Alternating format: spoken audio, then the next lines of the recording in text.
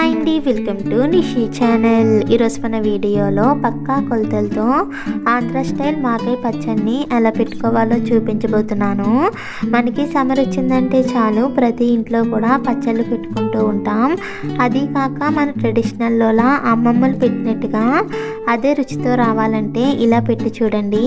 ఇక్కడ నేను కొంచెం అలాగే కేజీ కొలతలతో పెట్టి చూపించబోతున్నాను. మరి ఆలస్యం చేయకుండా సంవత్సరం పాటు నిల్వ ఉండే ఆంధ్ర స్టైల్ మాగాయ పచ్చడిని ఎలా పెట్టుకోవాలో చూద్దాం. ముందుగా మాగాయ పచ్చడికి కావలసిన ఇంగ్రీడియంట్స్ ఏంటో చూద్దాం. మాగాయ పచ్చడి పెట్టుకుని మామిడికాయలు, అలాగే కొత్తగా ఆడించుకున్న పచ్చడి కారం, ఉప్పు, పసుపు, మెంతులు, జీలకర్ర, వెల్లుల్లి రేఖలు, అలాగే వేరుశనగ నూనె తీసుకోవాలి. ఇప్పుడు మాగాయ పచ్చడి పెట్టుకోవడానికి ముందుగా చేసుకోవాల్సింది మామిడికాయలు తీసుకుని బాగా కడిగి పైన తొక్కని మొత్తం చెక్కేసుకోవాలి. ఇలా చెక్కుకున్న కాయల్ని చిన్న చిన్న ముక్కలుగా కోసుకోవాలి. మనం ముక్కల్ని మరీ పెద్దగా కోసుకున్నామంటే ఈ ముక్కలు ఎండేసరికి టైం ఎక్కువగా పడుతుంది. అందుకని అలా కాకుండా ఇలా చిన్న చిన్న ముక్కలుగా కోసుకోవాలి. ఇలా కోసుకున్న ముక్కల్ని ఒకసారి కొలుచుకొని తీసుకోవడం కోసం కొంచెం తీసుకుని ఈ కొంచెం నిండుగా ముక్కల్ని వేసుకోవాలి. మనం కొంచెంలో సమానంగా కాకుండా ఈ మామిడికాయ ముక్కల్ని ఇలా నిండుగా వేసుకోవాలి. ఇక్కడ నేను పెద్దగా ఉన్న మామిడికాయని 35 మామిడికాయల వరకు అయితే తీసుకున్నాను.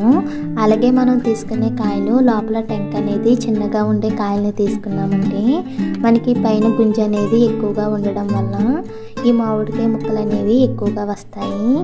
ఇక్కడ నేను తీసుకున్న మామిడికాయలకి ఈ కొంచెంతో 2 కొంచాల వరకు మామిడికాయ ముక్కలు అయితే అయ్యాయి. ఇలా కొలుచుకున్న ముక్కల్ని ఎండలో ఎండబెట్టుకోవాలి. మనం ముక్కల్ని పల్చగా ఎండబెట్టుకున్నామంటే ఈ ముక్కలు అనేవి త్వరగా ఎండిపోతాయి. అలాగే ఇక్కడ నేను కొంచెంతో 2 కొంచాల వరకు పచ్చి మామిడికాయ ముక్కలను అయితే తీసుకున్నాను కదా. ఈ ముక్కలు ఎండేసరికి ఈ కొంచెంతో కొంచెం వరకు మామిడికాయ ముక్కలు అయ్యేలా ఈ ముక్కల్ని ఎండబెట్టుకోవాలి. అలాగే మనం ఈ ముక్కల్ని మధ్య మధ్యలో చూసుకుంటూ ఉండాలి. ఒక్కొక్కసారి ఎండ ఎక్కువ అవ్వడం వల్ల ఈ ముక్కలు త్వరగా ఎండిపోతాయి. అందుకని మధ్య మధ్యలో చూసుకుంటూ ఎండబెట్టుకోవాలి. అలాగే ఈ ముక్కలు 1 గంట ఎండిన తర్వాత ఈ ముక్కలన్నీ ఇలా దగ్గరికంట పోగొట్టుకొని మరొకసారి తిరిగి ఎండబెట్టుకోవాలి. ఇలా ఎండబెట్టుకోవడం వల్ల ముక్కలన్నీ కూడా బాగా ఎండుతాయి. ఈ ముక్కలు ఎండేలోగా మరొక పక్కన పచ్చడిలోకి రెడీ చేసుకోవడానికి గ్యాస్ పై ప్యాన్ పెట్టి 3 టేబుల్ స్పూన్ వరకు మెంతులు వేసుకోవాలి. వెయిట్ వేసి చెప్పాలంటే 30 నుంచి 35 గ్రాముల వరకు మెంతులు వేసుకుని మంటను లో ఫ్లేమ్లో పెట్టి త్వరగా ఫ్రై చేసుకోవాలి. మనం మంటను హై ఫ్లేమ్లో పెట్టి ఫ్రై చేసామంటే ఈ మెంతులు త్వరగా కలర్ మారిపోతాయి. అందుకని అలా కాకుండా మంటను లో ఫ్లేమ్లో పెట్టి దోరగా ఫ్రై చేసుకోవాలి. ఇలా మెంతులు దోరగా వేగి కమ్మట వాసన వచ్చేటప్పుడు ఒక ప్లేట్లోకి తీసుకుని పూర్తిగా చల్లారనివ్వాలి. ఇప్పుడు ఇదే ప్యాన్ గ్యాస్ పై పెట్టి 2 టేబుల్ స్పూన్ వరకు జీలకర్రని వేసుకోవాలి. అంటే వెయిట్ వేసి చెప్పాలంటే 20 నుంచి 25 గ్రాముల వరకు జీలకర్రని వేసుకుని మంటను లో ఫ్లేమ్లో పెట్టి దోరగా ఫ్రై చేసుకోవాలి. మనం మెంతులు జీలకర్ర కలిపి ఫ్రై చేసామంటే మెంతులు వేగడానికి కొంచెం టైం ఎక్కువ పడుతుంది. అలా ఫ్రై చేసుకోవడం వల్ల మనకి జీలకర్ర మాడిపోతుంది. అందుకని అలా కాకుండా దేనికదే విడివిడిగా ఫ్రై చేసుకోవాలి. ఇలా జీలకర్ర కూడా త్వరగా వేగిన తర్వాత మనం ముందుగా మెంతులు తీసుకున్నాం కదా, అందులోకి తీసుకుని పూర్తిగా చల్లారనివ్వాలి. ఇవి చల్లారేలోగా మరొక పక్కన వెల్లుల్లిపాయ రేఖలను తీసుకోవాలి. ఇక్కడ మనం తీసుకున్న కొంచెం మామిడికాయ ముక్కలకి 1/4 కేజీ వరకు వెల్లుల్లిపాయ రేఖలను తీసుకోవాలి. అంటే ఈ తవ్వతో సగం వరకు వెల్లుల్లి రేఖలను తీసుకోవాలి. ఇలా తీసుకున్న రేఖల్లో సగం రేఖల వరకు పైన పట్టును తీసేసుకోవాలి. అలాగే మిగిలిన సగం రేఖల్ని రెడీగా పక్కన పెట్టుకోవాలి. ఇప్పుడు మిక్సీ గిన్నె తీసుకుని మనం ముందుగా వేపుకున్న మెంతులు జీలకర్ర కూడా వేసుకుని మెత్తని పౌడర్లా గ్రైండ్ చేసుకొని తీసుకోవాలి. మనం ముందే మిక్సీ గిన్నెని కూడా బాగా కడిగి ఎండలో ఎండబెట్టుకుని తీసుకోవాలి. మనం ఈ పచ్చళ్ళలో ఏ వస్తువు వాడినా సరే దేనికి కూడా నీళ్ళ తడి అనేది తగలకుండా వాడుకోవాలి. లేదంటే గనక పచ్చడి పాడైపోతుంది. ఇలా మెత్తగా గ్రైండ్ చేసుకున్న మెంతులు జీలకర్ర పొడిని ఒక గిన్నెలోకి తీసుకుని రెడీగా పక్కన పెట్టుకోవాలి. ఇప్పుడు ఇదే మిక్సీ జార్లో మనం విడిగా పొట్టు తీయలేని వెల్లుల్లి రేఖలు ఉన్నాయి కదా, ఆ రేఖల్ని వేసుకుని కచ్చాబచ్చాగా గ్రైండ్ చేసుకోవాలి. మనం మరీ మెత్తగా కాకుండా ఇలా కచ్చాబచ్చాగా గ్రైండ్ చేసుకుని రెడీగా పక్కన పెట్టుకోవాలి. ఇప్పుడు మనం ముందుగా ఎండబెట్టుకున్న మామిడికాయ ముక్కలు ఎండాయో లేదో చూసుకోవాలి. మనకి ముక్కలు ఎండాయో లేదో అని మళ్ళీ కొంచెంలో వేసుకుని కొలుచుకుని చూసుకోవాలని ఏమీ లేదు. చేత్తో ఇలా కొన్ని ముక్కల్ని తీసుకుని ముద్దలా చేసుకుని చూసుకోవాలి. అంటే మనం అన్నం ముద్ద చేసుకుంటే ఎలా ముద్దలా అవుతుందో అలా ఈ ముక్కలు కూడా ఇలా ముద్దలా అవ్వాలి. అంటే మనకి మామిడికాయ ముక్కలు ముద్దలా అవి చేతికి తడంటుకోకుండా ఉందంటే మనకి ముక్కలు ఎండిపోయినట్టే. ఒకవేళ మనకి ఇలా తెలియడం లేదంటే కనుక కొంచెంలో వేసుకుని కొలుచుకుని చూసుకోవచ్చు. ఇక్కడ నేను ఈ కొంచెంతో 2 కుంచాల వరకు పచ్చి మామిడికాయ ముక్కలు అయితే తీసుకున్నాను కదా.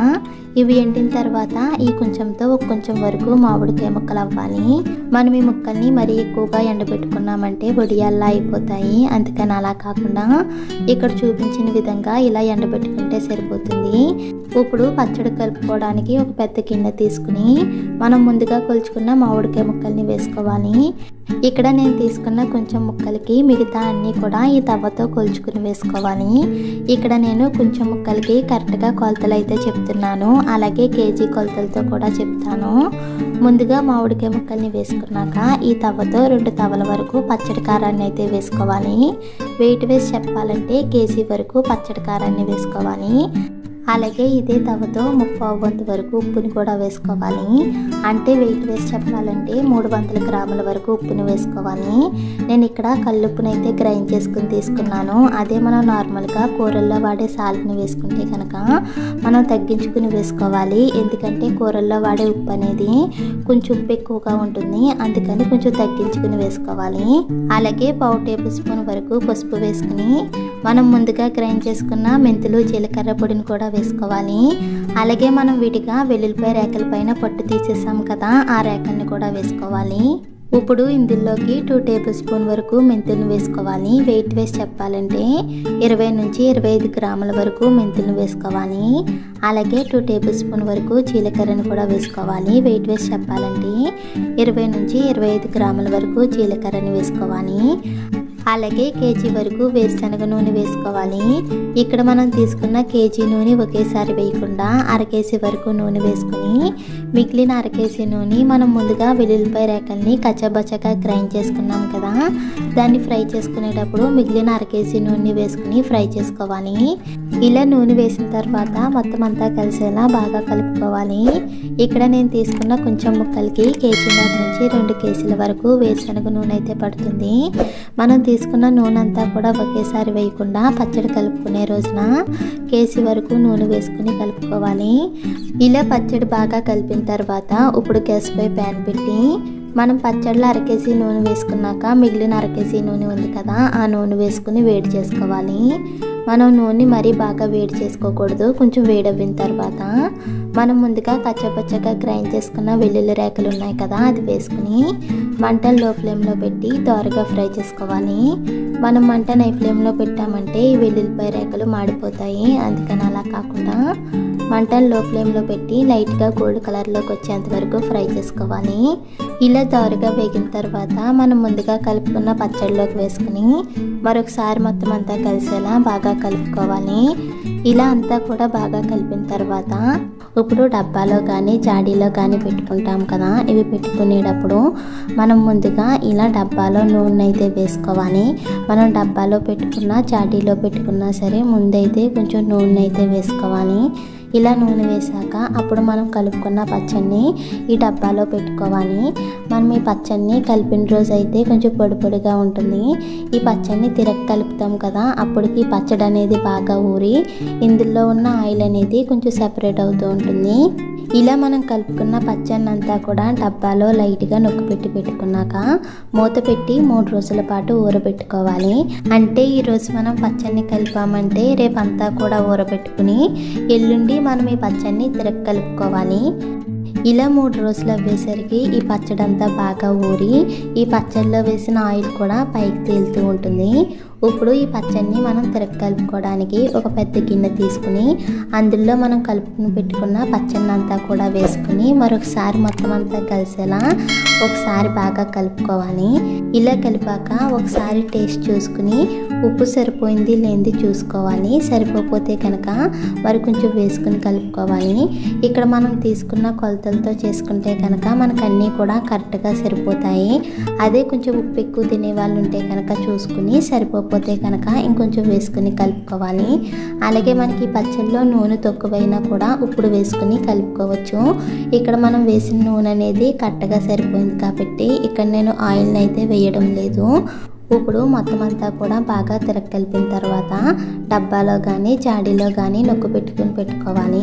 మనం నార్మల్గా పెట్టామంటే ఈ పచ్చడి పైన నూనె వేస్తాం కదా, ఆ నూనె అంతా కూడా అడుక్కు వెళ్ళిపోయి ఈ పచ్చడి పైన బూజు కింద వస్తుంది. అందుకని అలా కాకుండా మనం డబ్బాలో పచ్చడిని పెట్టుకునేటప్పుడు గట్టిగా నొక్కు పెట్టుకోవాలి. ఇలా పచ్చడిని మొత్తం నొక్కు పెట్టుకున్నాక ఈ పచ్చడి పైన ఈ పచ్చడి ములిగేంత వరకు నూనె అయితే వేసుకోవాలి.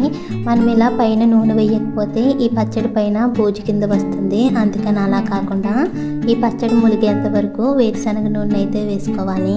ఇక్కడ నేను తీసుకున్న 2 కేజీల నూనెకి 1.5 కేజీ వరకు నూనె అయితే పట్టింది. అంతే, ఆంధ్ర స్టైల్ నోరూరించే కొత్త మాగాయ పచ్చడి అయితే రెడీ అయిపోయింది.